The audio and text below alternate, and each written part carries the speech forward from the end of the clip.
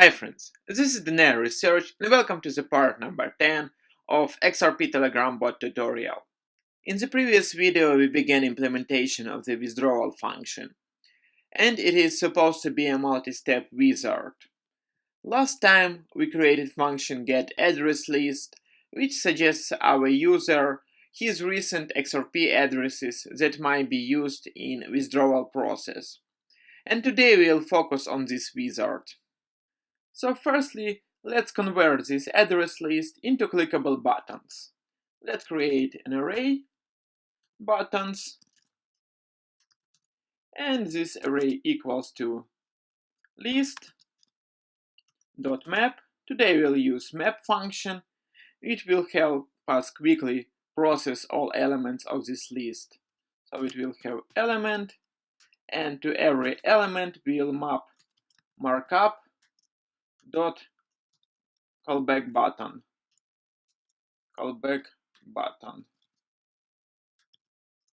Here we need to provide a name and a value, so both of them will be equal to element. Great. Now let's send these buttons back to the user in Telegram message. So context, reply with markdown.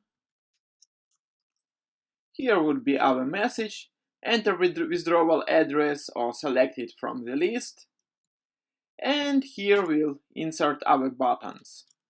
Markup.inline keyboard,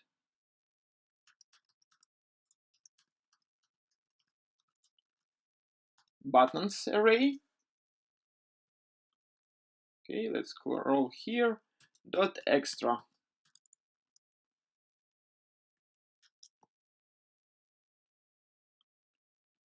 Great. Now user will be able to input manually withdrawal address or select one from the list that we provide. And now let's finish the first stage and move to the next one by returning context wizard.next. Okay.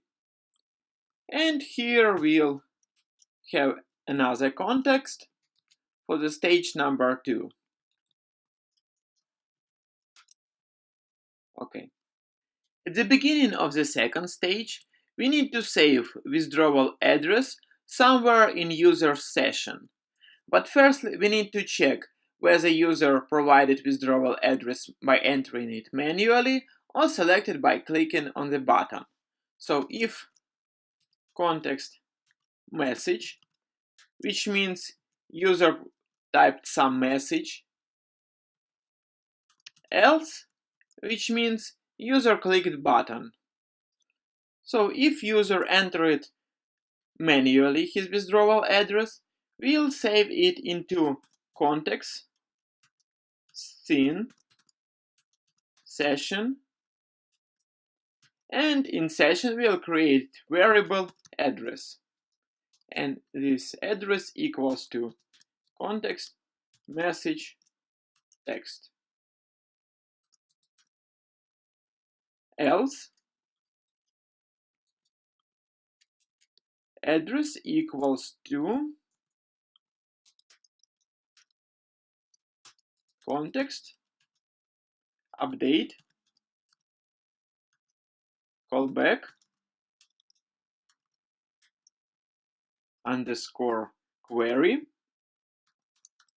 dot data update. Great.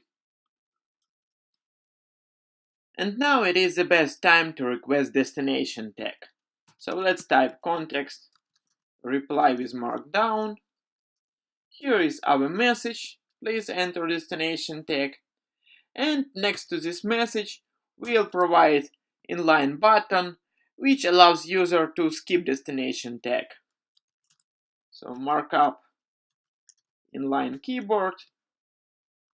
Here we need to provide an array of buttons, but since we have only one button, we can create this element right here. Markup callback button. So name of the button would be no tag, and value no tag as well. And dot extra.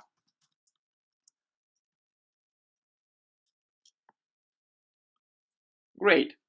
We can finish the second stage and move to the next one.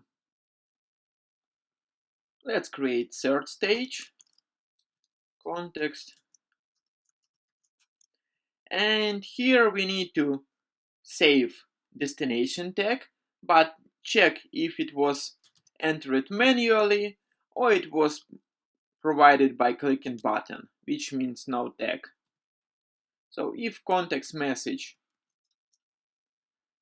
let's create a variable tag equals to context message text, else if user clicked no tag, so tag equals to nothing. Now let's try to test this code.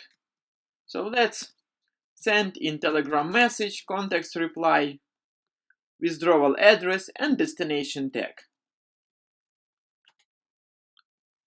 So address equals to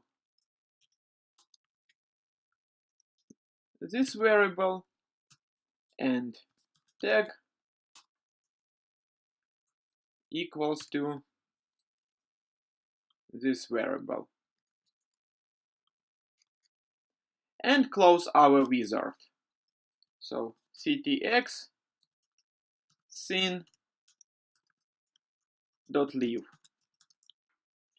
Okay, let's save the code, start application, and switch to Telegram. When I tried to launch application, I received a syntax error, unexpected token. The reason is because I forgot to provide a colon after OR. So let's fix that, save again, and run code again. So, great. No error, just deprecation notifications, but that's fine for our tutorial. So let's switch to Telegram. I am in Telegram now, and let's start withdrawal. So withdraw. Here is a message, enter withdrawal address or select from the list, and our clickable button. So with address we made deposit from. So for the first test, let's select this address. Okay, and here the next message, enter destination tag. We may provide tag manually or click no tag. So let's use button again. And here is our response. Address equals to our destination address, and our destination tag equals to nothing, because we clicked no tag. Great. Let's make another experiment. Let's type withdraw again and provide address manually. So let's type random address. And destination tag, it would be random tag. As you see, our bot reads our message, so address and tag, which is great. But actually we will not make any withdrawal with this random address and random tag. In the real case scenario, we need a validator for XRP address and a validator for our tag. But in this tutorial I will skip that. Well, that was all for today. In the next video we'll finish our wizard. Thumbs up if you like this video, subscribe to my channel if you want more videos, and leave your questions in the comment section below. Bye!